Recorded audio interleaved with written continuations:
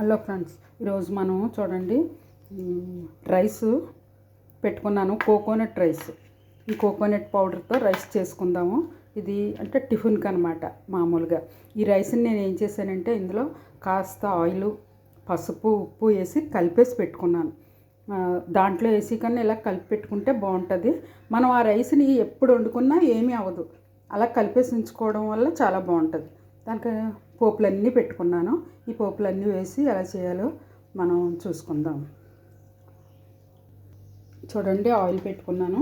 దాంట్లో ఫస్ట్ మనం శనగపప్పు, మినపప్పు, ఆవాలు ఇవి వేసుకుందాం.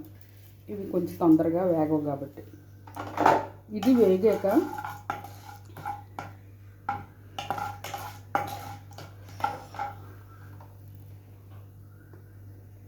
చూడండి, అవి వేగాయి కదా, అందులో కొన్ని జీడిపప్పులు కూడా వేసి వేపుకుందాం. తర్వాత పచ్చిమిరపకాయలు, ఎండుమిరపకాయ కూడా ఒకటి వేసాను. అదేమీ కట్ చేయలేదన్నమాట. ఇది కలర్ఫుల్గా కనబడడం కోసం వేసాను. చూడండి, అవి వేగాయి కదా, దాంట్లో మనం కూర పెట్టుకున్న కొబ్బరి కూడా వేసేసుకుందాం.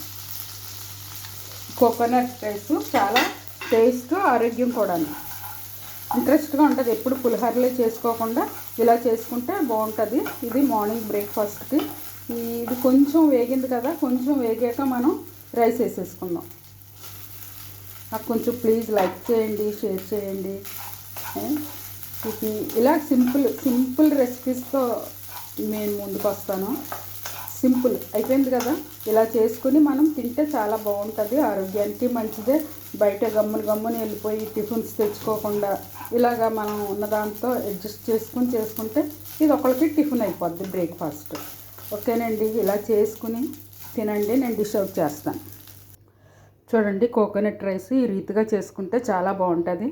నేను ఇది టేస్ట్ చేసి చెప్తాను మీకు. చాలా బాగుందండి.